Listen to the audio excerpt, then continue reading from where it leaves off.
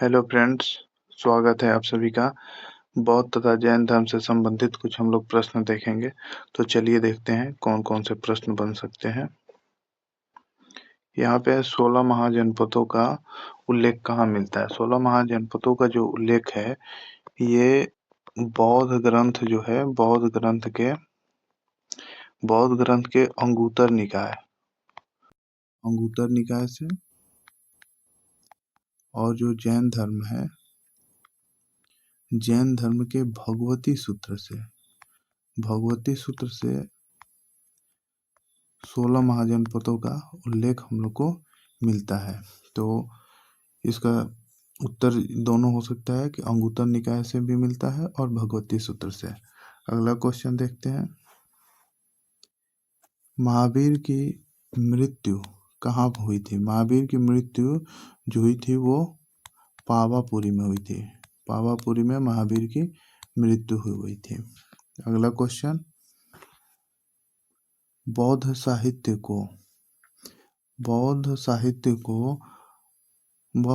में महावीर को क्या कहा गया है? बौद्ध साहित्य में महावीर को निकट नाथ पुत्र कहा गया है।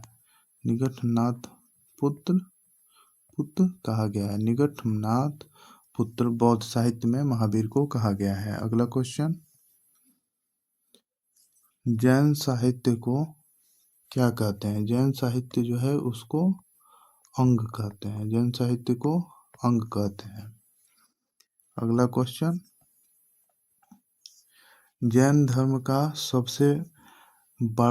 सबसे बड़ा केंद्र कहाँ था? सबसे बड़ा केंद्र था चंपा नगरी जो था ये सबसे बड़ा केंद्र था। अगला क्वेश्चन, श्रावणगोल बेला, ठीक है, श्रावणगोल बेला में गोमतेश्वर की मूर्ति किसने बनवाई थी? इसका सही उत्तर होगा चामुंड राय द्वारा बनवाई गई थी। ये ध्यान रखेंगे, चामुंड राय द्वारा गोमतेश्वर की मूर्ति बनवाई गई थी। अगला क्वेश्चन, जैन मठों को क्या कहा जाता था? जैन मठों को बसदी कहा जाता था। जैसे बस्ती होता है ना, वैसे ही इसको याद रखने के लिए बसदी आप ध्यान रखिएगा। जैन मठों को बसदी कहा जाता था। अगला क्वेश्चन, जैन तीर्थंकर ऋषभदेव और अष्टनेमी का उल्लेख किस वेद, ध्यान दीजिएगा, वेद किस वेद में मिलता है? इसका सही उत्तर होगा ऋग्वेद। ऋग्वेद जो है, ऋग्वेद में हम लोग को ऋषभदेव और अष्टनेमी का उल्लेख मिलता है। अगला क्वेश्चन, राजस्थान में माउंट आबू का दिलवाड़ा मंदिर किसके द्वारा बनवाया गया? जो माउंट आबू पे दिलवाड़ा मंदिर है ये जैन धर्म के जो अनुयायी थे, जैन धर्म के अनुयायी द्वारा बनवाया गया था। अनुयायियों द्वारा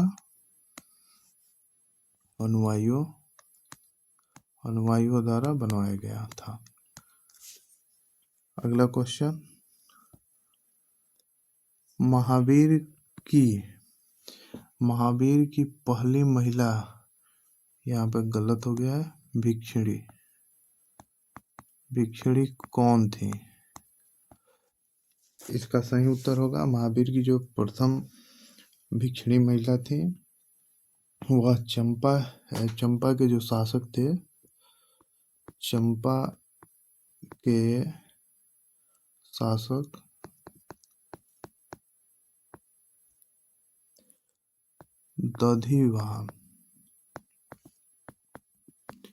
दधिवाहन की पुत्री थी। ठीक, उनका क्या नाम था? चंदना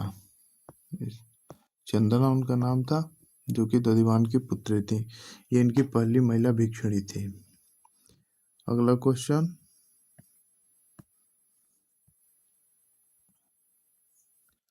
बुद्ध ने सर्वाधिक उपदेश कहाँ दिए? बुद्ध ने सर्वाधिक उपदेश अपना कहाँ पर दिए थे? श्रावस्ती में।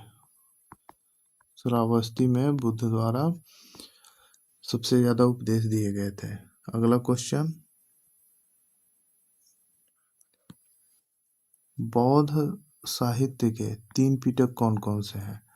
3 पिटक हैं। पहला है सूत पिटक, ठीक। दूसरा है विनय पिटक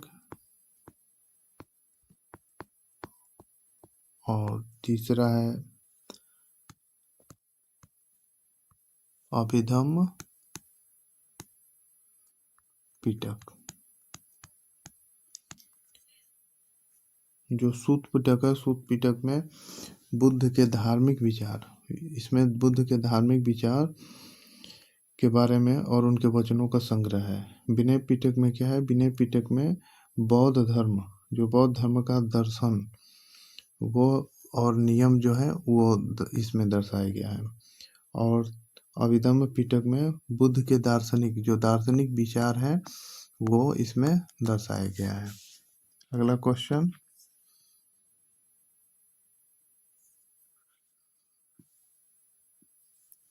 ये गलत हो गया है।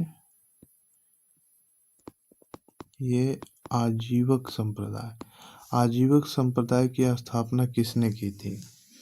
आजीवक संप्रदाय की स्थापना जो की थी वो मक्खली गोसाल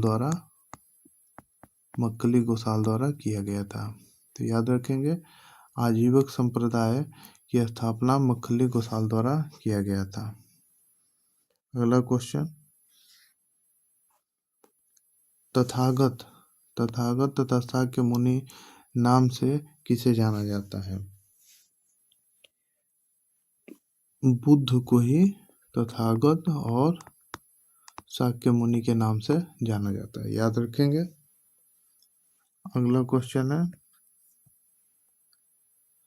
शून्यवाद और विज्ञानवाद के प्रवर्तक कौन है? तो शून्यवाद के आपको पता होगा, नागार्जुन थे। शून्यवाद के प्रवर्तक नागार्जुन। और विज्ञानवाद के प्रवर्तक मैत्रेय नाथ थे, ठीक है। अगला क्वेश्चन, प्रारंभिक बौद्ध धर्म का इंसाइक्लोपीडिया किसे कहा जाता है? जो है बौद्ध धर्म का इंसाइक्लोपीडिया किसे कहा जाता है?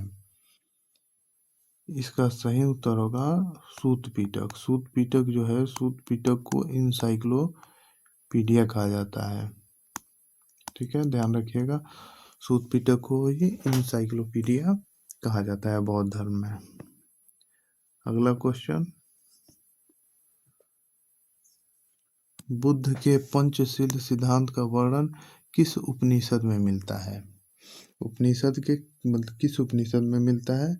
इसका सही उत्तर होगा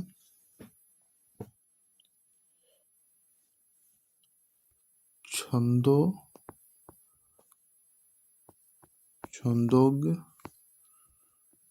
उपनिषद। छंदोग्य उपनिषद में बुद्ध का पंचशील का सिद्धांत मिलता है। अगला क्वेश्चन,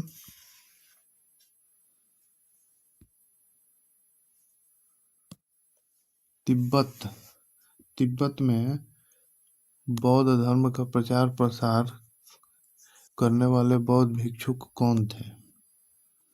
इसका सही उत्तर होगा पद्म संभव जो थे, इन्होंने तिब्बत में, ठीक है, तिब्बत में जाके प्रचार प्रसार किया था। और लास्ट क्वेश्चन, वज्रयान संप्रदाय का उदय किस शताब्दी में हुआ था? इसका सही उत्तर होगा 10वीं शताब्दी में।